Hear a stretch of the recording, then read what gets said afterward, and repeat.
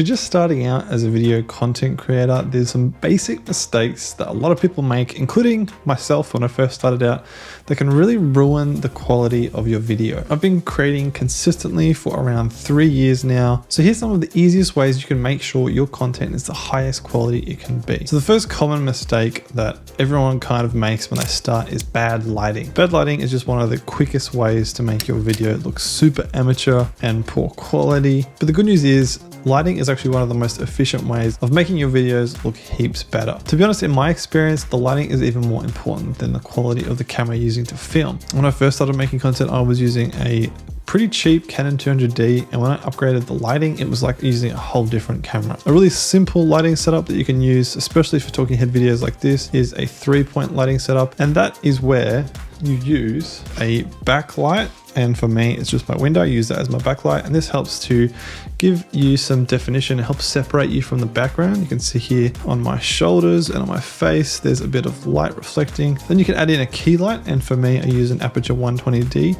You don't need something this fancy. You can definitely get a cheaper light box, but something that's soft and big that diffuses the light is all you need. And putting it up to one side of you makes the shot look a bit more dynamic, because then you've got a shadow on one side of your face. And then if you don't want it too dramatic like this, you can add in a fill light. And for me, I literally just use my monitor, because it's a big ultra wide monitor. I just have a white image or something white up on the screen, and that fills in the shadow side of my face a bit more. You can go from something very average looking like this to something that looks a bit more like this, very simply and easily. So next thing to be aware of that is a common mistake is having bad audio. And the common saying is that people will put up with poor quality video, but they won't put up with poor quality audio. And one of the simplest ways to avoid poor quality audio is making sure you don't use the mic on your camera if you're using a mirrorless camera, but investing in an external microphone. And obviously I use a podcasting microphone, but you don't have to spend heaps of money on a podcasting mic. Even just a simple clip-on lapel mic for like 120, 150 bucks, or even a shotgun mic on the top of your camera will improve the quality a lot and just make the overall production quality of your video a lot better. On top of this, if you want to go even further, learning how to do a basic EQ in your editing software will go a long way, as well as learning how to use some simple sound techniques like using compressors or even using AI to treat your audio will all make a big difference. The next mistake is poor framing. And as you can see, I'm just slightly off center and it just feels a bit weird. So let's just come back to center here. And framing is one of those things that people often can't quite articulate in terms of why a frame or a shot doesn't look quite right, but they can just feel it. Just doesn't feel quite right. And definitely framing is something that you need a good eye for, but I think it's something you can develop if you don't naturally have a good eye for. And one of the simplest ways I think to develop an eye for framing is using the rule of thirds. There's heaps of other videos on YouTube about the rule of thirds, so I won't go into heaps of detail, but essentially the rule of thirds is when you divide up your frame into 3 horizontal sections and then 3 vertical sections. And learning where to place your subject on those lines will make a huge difference in how good your shots will look. The next common mistake I've seen people do over and over again is the wrong shutter speed. And this took me a little while to get my head around, but it's actually pretty simple and will make a big difference. Once again, shutter speed is kind of one of those subtle things that we pick up on kind of semi-consciously, and we can't quite explain why a shot doesn't look quite right, but we know that it doesn't look quite right. Now, when it comes to shutter speed in a camera, the reason why we want to get that right is because you want it to look natural. In real life, when you move your hand in front of your face, you see some motion blur. And the idea is that you want to replicate that natural looking motion blur on camera. If you have the wrong shutter speed set, it will look unnatural. The motion blur won't look quite right. But thankfully, to get the right shutter speed, it's actually really easy to remember. Whatever frame rate you're filming in, so for example, currently I'm filming in 25 frames per second, you just double that number, and that's what shutter speed you want to set on your camera. So for me, double 25 is 50. So I want to set my shutter speed at 1/50th of a second. If you're shooting in 30 frames, you want to put your shutter speed at 1/60th, or if you're shooting in slow slow mo, for example, so say you're shooting in 50 frames a second, you want to set your shutter speed to 1/100th of a second. And this will just make sure you get that natural looking motion blur that looks correct. Another common mistake is incorrect white balance. And this is one of those things that's easy to get wrong and it completely messes up your whole image. White balance, kind of in a nutshell, is basically just how your camera knows where true white is. And if you have it too far on one or either end of the spectrum, your shot will look too warm or it will look too cold. So you want to get it just right so that it looks natural. And really the key thing here is just don't use auto white balance. Even though auto can be okay, it can change depending on your lighting situation. It can be wrong. So the best thing to do is always check it manually. If you can set your white balance manually, then dial it in with the Kelvin scale. It's super easy to just Google what light source you're using and then what white balance you should have your camera set to. But if you don't have the ability on your camera to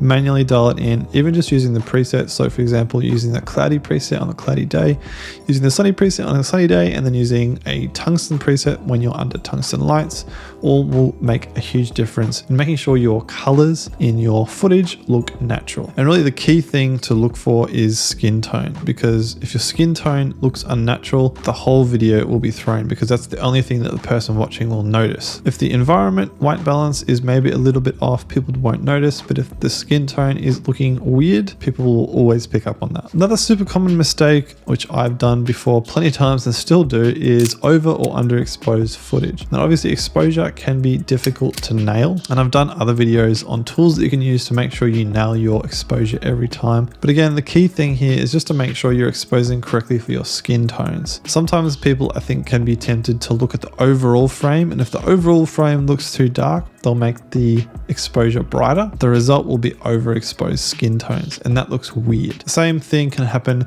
if you're in a really bright environment. You'll turn the exposure down so everything is a bit darker, and then skin tones will look too dark. Always remember to expose to the skin tones of the subject in your shot, especially since most consumer cameras that aren't like cinema cameras don't have huge dynamic range, so you won't be able to capture all the highlights and all the shadows at the same time.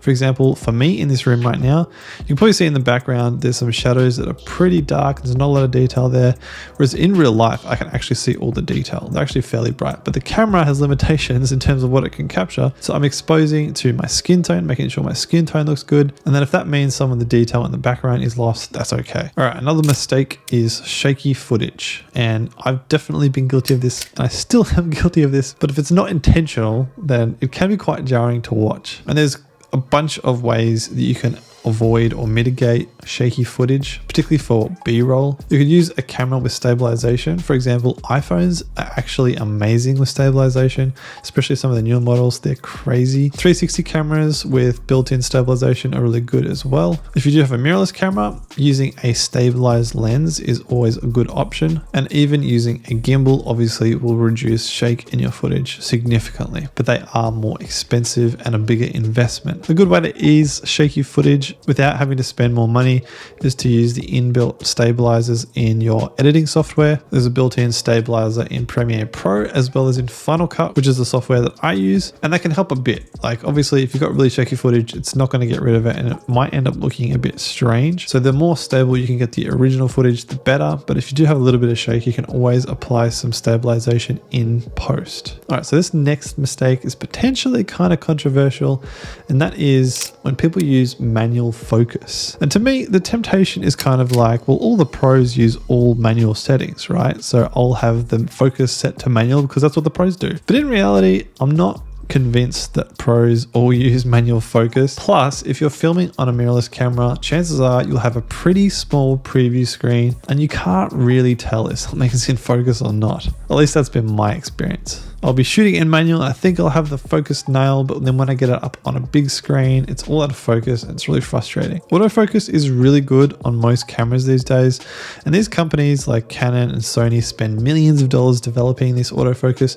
So why not use it? Especially when you're talking to a camera like this. I always have my camera set to autofocus because if I move back and forth, then I stay in focus. Whereas if it's set to manual and I've got a shallow depth of field, I'm always going to go in and out of focus. And having poor focus is really distracting for anybody anybody watching. So this next tip is a little bit more advanced, so it's not a big deal if you're not employing it just yet, but this is not using a flat color profile. Now, this is essentially kind of like the raw video file that your camera might be able to shoot. On the Sony, it's S-Log, and then Canon is C-Log. But if you do have a camera that has the ability to shoot in S-Log or C-Log or whatever the raw picture profile is on your camera, then you should definitely utilize it, because this enables you to get the absolute best out of your camera. It also means if you do over or underexpose a bit, you've got more room to adjust that in post. Whereas if you're shooting a regular picture profile, pretty much the exposure is baked into whatever file comes out of the camera. The same goes for color. If you shoot in a flat picture profile, you've got more ability to push and pull the colors in your image and sort of customize it to how you like it. Whereas if you use a regular picture profile, then the colors are kind of baked into the video file that comes out of the camera, and you don't have a lot of flexibility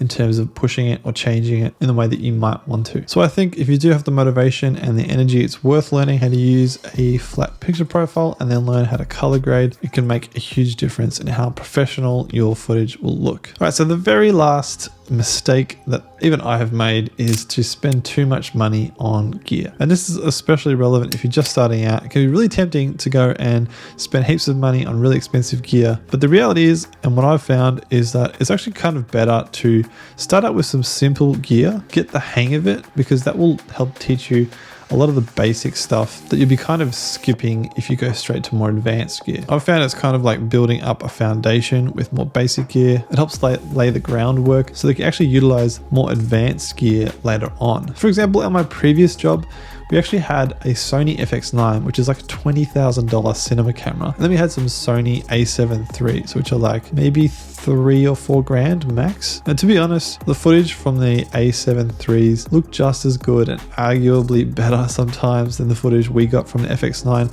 And that was just because we didn't really know how to utilize the FX9 properly. It was kind of wasted on us because we weren't at that level yet. And I think the same kind of principle applies. If you're just starting out, I think it's totally fine to get a beginner camera or a camera that's a little bit more advanced than what you're comfortable with, because that will help you to grow and to improve in making better quality videos.